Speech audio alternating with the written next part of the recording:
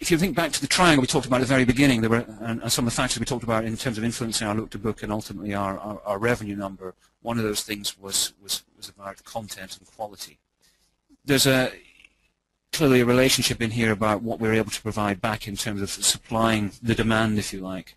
So this is a sort of, by looking at this stuff, we're looking at really trying to understand what our inventory looks like. So this is really about inventory management and what we're doing where. Typically, this sort of ratio would be pulled out from looking at the number of available room codes that we might send back for every search request, for example. There might be multiple, as we said at the beginning, there might be multiple search requests kind of buried in a single request, in which case we would obviously factor that in. But ultimately, we're looking to understand how much we respond with them. So we're talking about a sort of measure of quality, if you like. I mean, we have to make some assumptions about, if you like, the relevance in terms of the matching process. Typically, we're going to expect the supply-demand ratio to be sort of probably, maybe returning 3 to 12 room codes per search code. That's probably a fair range. Too low, and we're obviously got a problem with our inventory that we seriously need to look at. If it's a lot higher, and these numbers are going to vary between industries and individual organizations, but if it's a lot higher, then we might start to worry about actually sending back too much information. Too much choice for a final end user can be bad. They just wander through it and they don't really make a decision. Or, there's the other IT aspect to it, which is, if I send a ton of information back on, a dozen hotels or something, or 20 hotels, then that's a lot of information going back up the wire. It's going to slow down the response, and as we said at the outset, time is money with the big boys. Absolutely say that. So, particularly this one, we really want to look at what we've got in a particular destination for a particular time or a particular price bracket, and understand whether we have any weak spots. This is an opportunity for us to really understand whether our inventory looks good, because clearly any time we get a request in that we don't satisfy with a decent number of responses, then that's just a lost opportunity for the business. So this is a great place to go and look at things.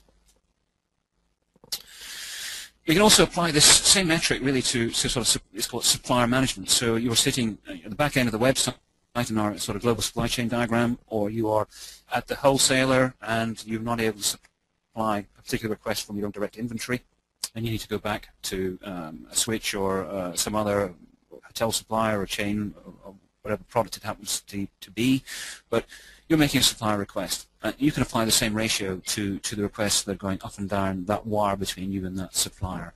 And again, you're going to look at breaking it down against particular destinations, times, seasons, whatever, maybe even star ratings, other things. And really what you're looking for is trying to understand that the supplier is fulfilling a level of availability for certain products, maybe their rooms, at certain prices, etc., and they're fulfilling their obligations, if you like, to what you negotiated. Kind of important. Moving away from perhaps straight ratios, but also looking at other KPIs. One of these is XML error codes. Now, without getting sort of technical on this stuff, XML error codes are error codes that exist only at the XML level. Underneath that, I've got all sorts of other potential error codes which are to do with the network communication and the exchange of information, all at the technical level. If I'm just looking at XML error codes, I'm assuming that everything below that is working correctly. So I've communicated successfully, there's no problems, no issues with the communications. It's just a matter of the fact that the content that we're really trying to offer in the way of product, something is missing, maybe not available, or that there is some other issue.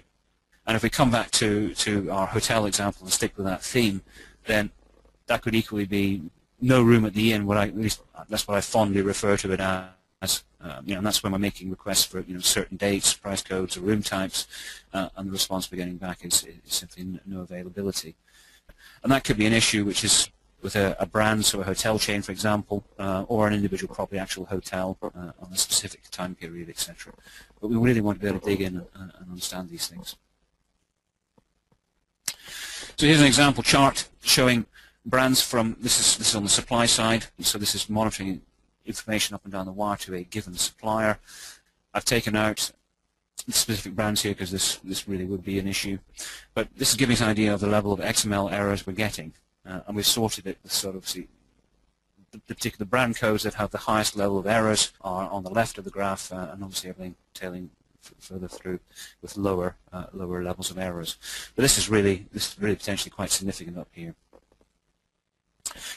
I can drill in on that and look at not just XML errors in general, but look at specific types of XML errors. So I'm now looking at this thing called PID10. This would be an error code which says no rate available. So this is our no room at the inn example in Technicolor chart form.